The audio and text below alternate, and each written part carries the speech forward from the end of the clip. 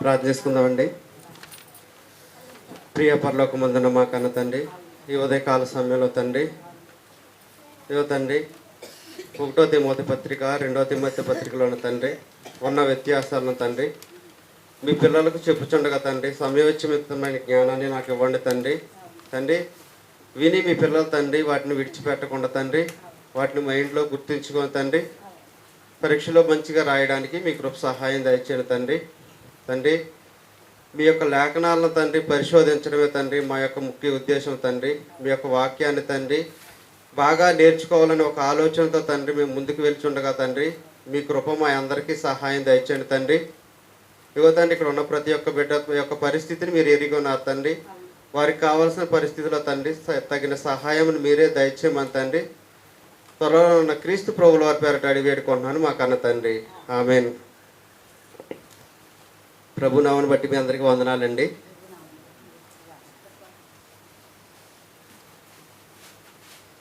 ఏమండి 1-2 తిమోతి పత్రికలు మనం నేర్చుకున్నామండి ఆల్రెడీ అండి.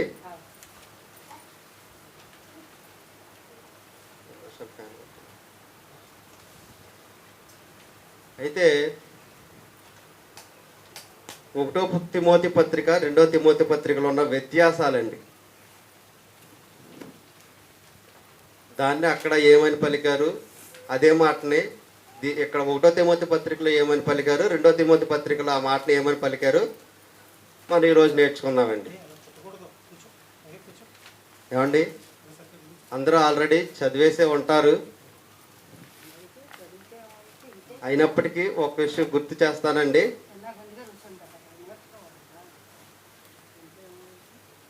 మొదటి తిమోతి పత్రికలోనండి మనకి పత్రిక రాస్తూ 1 తిమోతి పత్రికను రాస్తూ పౌలు గారు అంటారు కదండి, విశ్వాసమును బట్టి నా నిజ కుమారుడైన తిమోతికి శుభమని చెప్పి రాయినది. ఏమండి విశ్వాసమును బట్టి నా నిజ కుమారుడు ఇక్కడండి 1 తిమోతి పత్రికలో విశ్వాసమును బట్టి నా నిజ కుమారుడు అంటారండి. 2వ పత్రికలోకి వెళ్ళేసరికి ఏమంటారండి ప్రియ కుమారుడు అంటారండి. ఏమండి 2వ పత్రికలోకి వెళ్ళేసరికి ప్రియ కుమారుడు ఇక్కడ నా విశ్వాసమును బట్టి నిజ కుమారుడు అంటారండి. అక్కడికి వెళ్ళేసరికి ప్రియ కుమారుడు అండి. ఈ రెండింటి మధ్య వ్యత్యాసం అండి. ఇకపోతేనండి ఏ వాక్యము నమ్మదగినది, ఏ వాక్యము పూర్ణాంగీకారమునకు యోగ్యమైనది. ఇక్కడ మనకి ప్రశ్న ఒకటే ఉంటుందండి. ఏమండి ఏ వాక్యము నమ్మదగినది, ఏ వాక్యము పూర్ణాంగీకారమునకు యోగ్యమని ఉన్నదండి. ఒకటో దానికి ఆన్సర్ వచ్చేసి పాపులను రక్షించుటకు క్రీస్తు యేసు లోకానికి వచ్చెనను అని వాక్యము నమ్మదగినది పూర్ణాంగీకారమునకు యోగ్యమునై ఉన్నది. ఇదొక ఆన్సర్ అండి. ఇక్కడ మనం పర్టికులర్గా చేయాల్సింది ఏంటంటేనండి రెఫరెన్స్ని గుర్తుకు పెట్టుకోవాలండి. ఏమండి ఇది మొదటి అధ్యాయంలో ఉంది. మనకి సేమ్ మ్యాటర్ ఇంకోటి ఏముంటుందండి, క్వశ్చన్ ఒకటే ఆన్సర్లు మాత్రం మారుతాయండి.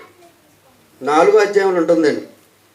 4వ అధ్యాయము 8వ వచనంలో ఉంటుందండి. అది దైవభక్తి ఇప్పటి జీవం విషయంలోనూ రాబోవు జీవం విషయంలోనూ వాగ్దానంతో కూడినదైనందున అది అన్ని విషయంలోనూ ప్రయోజనకరమగును. ఈ వాక్యము నమ్మదగినదియు పూర్ణాంగీకారమునకు యోగ్యమునై ఉన్నదండి. క్వశ్చన్ ఒకటే, ఆన్సర్లు 2. అక్కడ 1వ పత్రిక 2వ పత్రిక కాకపోతే ఇక్కడ ట్విస్ట్ ఏంటంటేనండి 2 ఒక పత్రికలోనే ఉన్నాయండి. ఏమండి ఒకే ప్రశ్న ఒకే పత్రికలో ఉందండి. 2 ప్రశ్నలకి సమాధానం, ఒక ప్రశ్నకి 2 సమాధానాలు ఒకే పత్రికలో ఉంది. అదొకటండి, అది గుర్తుంచుకోవాలండి. మరి వ్యత్యాసాలు అంటే అదే కదక్క.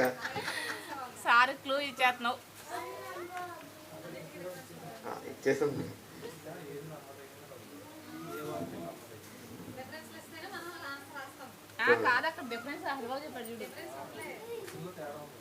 క్వశ్చన్లు తేడా ఆహా, క్వశ్చన్ అనేసరికి ఇది కూడా అలా ఉంటుందండి. నిత్యమించుగా వాక్యము నమ్మదగినది, పూర్ణాంగీకారాన్ని యోగ్యమనే ఉన్నది.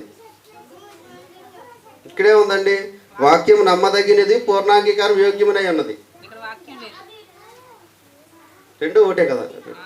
క్వశ్చన్లు ఒకటే. పర్లేదు, చెప్పండి, ఓపెన్గా చెప్పండి, పర్వాలేదు.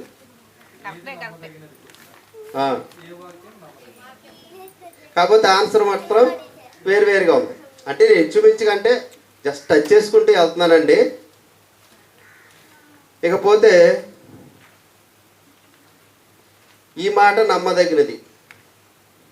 ఏమండి, ఏ మాట నమ్మదగినది అంటే మనకి రెండో పత్రికలో ఉంటుంది చూడండి. రెండో పత్రికలో రెండో అధ్యాయంలో ఉంటుందండి. రెండో అధ్యాయం చివరిలో అండి, ఈ మాట నమ్మదగినది ఏదనగా మనం ఆయనతో కూడా చనిపోయిన వారమైతే ఆయనతో కూడా బ్రతుకుదుము, సహించిన వారమైతే ఆయనతో కూడా ఏలుదుము, ఆయనను ఎరుగుమంటే మనలను ఆయన ఎరుగునను, మనము నమ్మదగిన వారమైనను ఆయన నమ్మదగిన వాడుగా ఉండును, ఆయన తన స్వభావనకు విరోధముగా ఏదియో చేయడు. ఏ మాట నమ్మదగినదండి? ఈ చెప్పుకున్న మాట నమ్మదగినది. అయితే 1 తిమోతి పత్రికలో కూడా ఒక మాట ఉంటుందండి, ఎవడైనాను అధ్యక్ష పదవిని ఆశించిన ఎడల అట్టివాడు దొడ్డ పనిని అపేక్షించుచున్నాడు అన్న మాట నమ్మదగినది. ఏమండి, దొడ్డ పనిని అపేక్షించుచున్నాడు అన్నమాట నమ్మదగినది. డౌట్ ఏమైనా ఉందండి?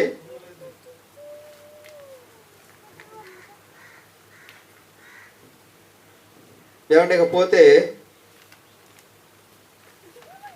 పౌలు గారు మొదటి పత్రికలోకి వచ్చేసరికి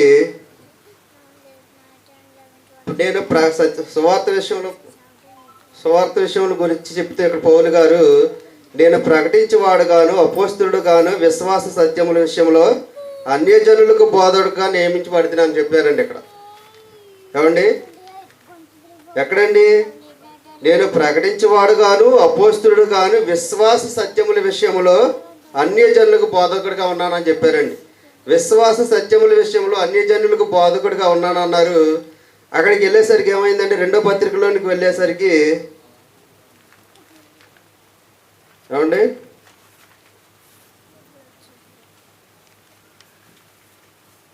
11వ వచనం, సువార్త విషయములో నేను ప్రకటించేవాడుగాను అపోస్తలుడుగాను బోధకుడుగాను అన్నారండి. అక్కడ విశ్వాస సత్యముల విషయంలో బోధకుడిగా ఉన్నాను అన్నారు. ఇక్కడికి వచ్చేసరికి బోధకుడిగా ఉన్నాను, విశ్వాస విషయంలో సత్యం అనేది తీసేశారండి. అంటే వాక్యానికి దగ్గరగా అయిపోయినట్లుగా మనకి ఇక్కడ కనబడుతుందండి. వ్యత్యాసం అండి. ఏమండి, అర్థమైందండి? ఒకవేళ అర్థం కాకపోతే రెఫరెన్స్లు రాసుకోండి, ఇంటికి వెళ్ళిన తర్వాత చూసుకుంటారు కానండి. అక్కడ ఇక్కడ వ్యత్యాసం ఏంటండి? పౌలు గారు మొదటి పత్రికలో ఏమన్నారండి? ఏమండి, మొదటి పత్రికలో ఏమన్నారండి? అపోస్తలుడు గాను ప్రకటించేవాడు గాను అపోస్తలుడు గాను విశ్వాస సత్యముల విషయంలో నేను అన్యజనులకు బోధకుడిగా ఉన్నాను అన్నారు. ఇక్కడికి వచ్చేసరికి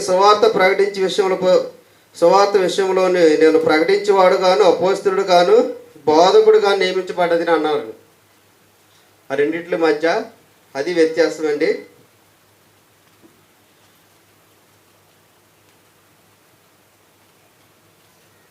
లేకపోతే స్త్రీలను ఎలా అలంకరించుకోమన్నారండి? సత్క్రియల చేత తమ్మును తాము అలంకరించుకోమన్నారు. చివరిలోనికి వచ్చేసరికి 6వ అధ్యాయం 19వ వచనం ఏముంటుందండి? యెహోమందు ధనవంతులైన గర్విష్ఠులు కాకని చెబుతూ వారిని వేడి చేతే సత్క్రియలను ధనము గలవారు అన్నారండి. రాబో కాలమునకు పునాది వేయుటకు. అంటే సత్క్రియలని ధనమును ఏం చేయమని ధనము గలవారే ఉండమంటున్నారండి. ఇక్కడ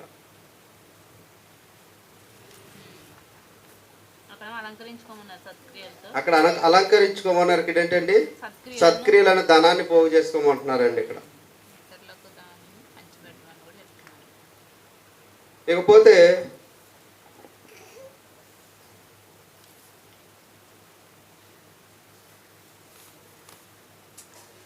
మొదటి తిమోతి పత్రికలోనండి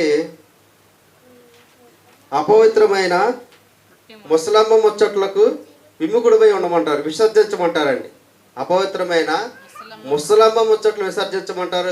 రెండో తిమోతి పత్రికలోకి వచ్చేసరికి అపవిత్రమైన వట్టి మాటలకు విముఖుడిపై ఉండమంటారండి. ఏమండి? అపవిత్రమైన ముసలమ్మ ముచ్చట్లు విసర్జించమంటారు ఇక్కడ. ఆడికి వచ్చేసరికి రెండో పత్రికలకు వచ్చేసరికి అపవిత్రమైన వట్టి మాటలకు విముఖుడిపై ఉండమంటారండి.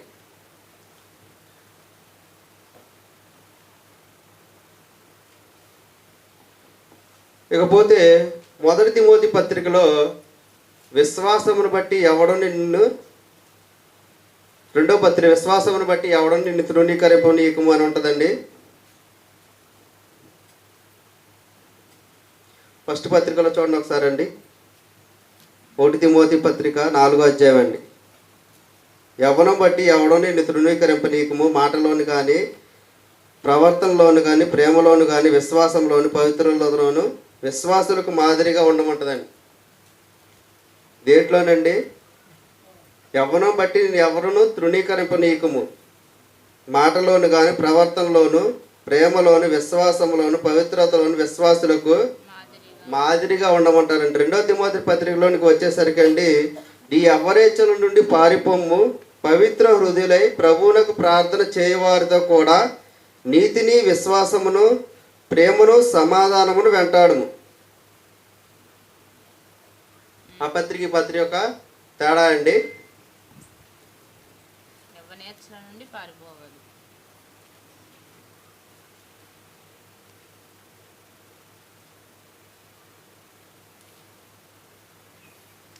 ఇకపోతేనండి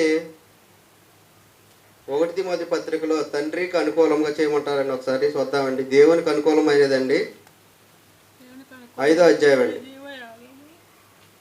5వ అధ్యాయంలో అండి, ఇది దేవుని దృష్టికి అనుకూలమై ఉన్నది. అది ఒకసారి చూద్దామండి. ఏ విధవరాలకైనా పిల్లలు కానీ మనువులు కానీ ఉండని ఎడల వీరు మొదట తమ ఇంటి వారి ఎడల భక్తి కనపరచుటకును తన తల్లిదండ్రులకు ప్రత్యుపకారం చేయుటకును నేర్చుకొనవలెను. ఇది దేవుని దృష్టికి అనుకూలమైనది. ఏమండి? ఇది దేవుని దృష్టికి అనుకూలమైనది. రెండో పత్రికలకు వచ్చేసరికి అండి, మొదటి పత్రికలోనే దేవుని దృష్టికి అనుకూలమైనది మన రక్షకుడు దేవుని దృష్టికి అనుకూలమై ఉన్నది. ఇప్పుడు అక్కడ దేవుని దృష్టికి అనుకూలమని ఉన్నది, ఇక్కడ యేసు ప్రభువుల దృష్టికి అనుకూలమైనది చెప్తున్నారండి. రాజుల కొరకును, ఇక్కడ మాత్రం పైన చూసుకుని అన్నిటికంటే ముఖ్యంగా మనుషులందరికీ కొరకును, రాజుల కొరకును, అధికారులందరి కొరకును విజ్ఞాపనలను, ప్రార్థనలను, యాచనలను, కృతజ్ఞతాస్థుతులు చేయవలనని హెచ్చరించుచున్నాను. ఇది మంచిదియు మన రక్షకుడగు దేవుని దృష్టికి అనుకూలమైనదండి. ఇక్కడ యేసు ప్రభువు వారి దృష్టికి అనుకూలమైనది ఇది. ఇందాక చెప్పుకున్నది దేవుని దృష్టికి అనుకూలమైనదండి.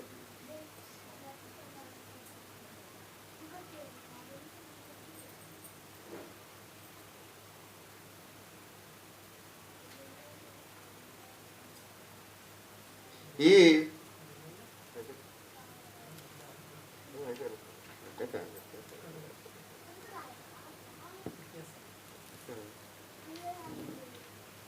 ఇక్కడ దైవజనుడు అన్నారండి. అక్కడికి వచ్చేసరికి ప్రభు యొక్క దాసుడు. ఏమండి? దైవజనుడు వేటిని విసర్జించాలండి? ధనాపేక్షను విసర్జించి నీతిని, భక్తిని, ప్రేమను, విశ్వాసమును,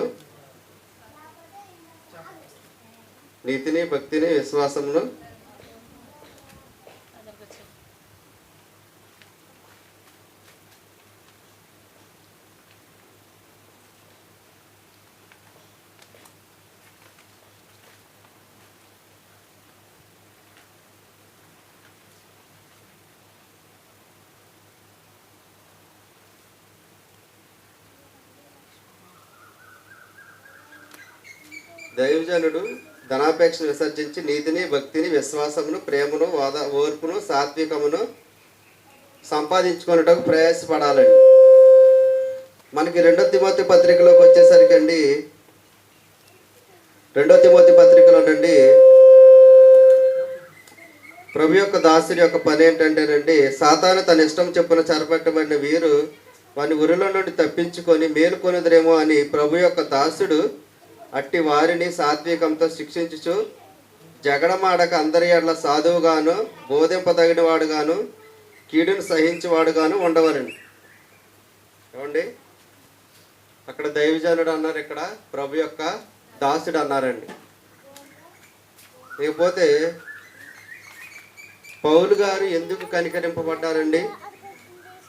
నిత్యజీవం పొందబోవారికి ఏమండి, నిత్యజీవం నిమిత్తము చూద్దామండి ఒకసారి. 16 వచనమండి. నిత్యజీవ నిమిత్తం తన విశ్వాసింపబోయే వారికి మాదిరిగా ఉండేలాగున యేసుక్రీస్తు తన పూర్ణమైన దీర్ఘశాంతముతో ప్రధాన పాపిని అయిన నాయందు కనపరిచినట్టు నేను కనికరింపబడితిని. ఎందుకు కనికరింపబడ్డారండి? నిత్యజీవం పొందబోవారికి తాను మాదిరిగా ఉండులాగున, నిత్యజీవం పొందబోవారికి తాను మాదిరిగా ఉండులాగున యేసుక్రీస్తు తన పూర్ణమైన దీర్ఘశాంతముతో ఏమండి శాంతంతో ఈ ప్రధాన పాపిని అయిన ఆయన ఎందుకు కనపరిచినట్లు కనికరింపబడ్డారు. మనకి 2వ పత్రికలోకి వెళ్ళేసరికి అండి, ఏర్పరచబడిన వారు నిత్యమైన మహిమ పొందుటకు, క్రీస్తు యేసునందుల రక్షణ పొందుటకు నేను సమస్తమును ఓర్చుకొనిచున్నాను అని అంటారు పౌలు గారు. ఇవి ఈ 2 పత్రికల యొక్క వ్యత్యాసాలండి. ఇంత స్పీడ్గా ఎందుకు చెప్పలేకపోయాం? మొదట మనం పాఠం చెప్పుకున్నప్పుడు స్పీడ్గా చెప్పి ఇప్పుడు ఎందుకు చెప్పలేకపోయాను ఒకసారి గమనించారు మీరు? నేను లెసన్ ప్రిపేర్ అయ్యానండి. ఏమండి, లెసన్ ప్రిపేర్ అయ్యి వచ్చారండి. లెసన్ ప్రిపేర్ వచ్చిన తర్వాత సార్ అన్నారు వ్యత్యాసాలు చెప్పమన్నారండి. అయితే నేనేం చేశానంటే నాకున్న జ్ఞానంతో అలా టచ్ చేసుకుంటూ చెప్పేశానండి. ఓకేనండి. సరే, ఇంకేమైనా తేడాలు ఉంటే మీకు తెలిసినవి ఏమైనా ఉంటే నాకు చెప్పండి అండి, నేను కూడా నేర్చుకుంటానండి. కొద్ది మాటలను ముగిస్తున్నానండి. ప్రియ పరలోకమందున మా కన్న తండ్రి, మీ పిల్లలకు తండ్రి 1-2 తిమోతి పత్రికలో తండ్రి వ్యత్యాసాలు చెప్పాను తండ్రి. వాటిని విని తండ్రి వారు మంచిగా పరీక్ష రాయడానికి ఇక్కడ ఉన్న ప్రతి ఒక్క బిడ్డ మీరు సహాయం దయచేయమని నా ప్రభువును మా రక్షకుడైన యేసుక్రీస్తు ప్రభువుల పేరిట వేడుకుంటున్నాం మా కన్న తండ్రి. ఆమేన్.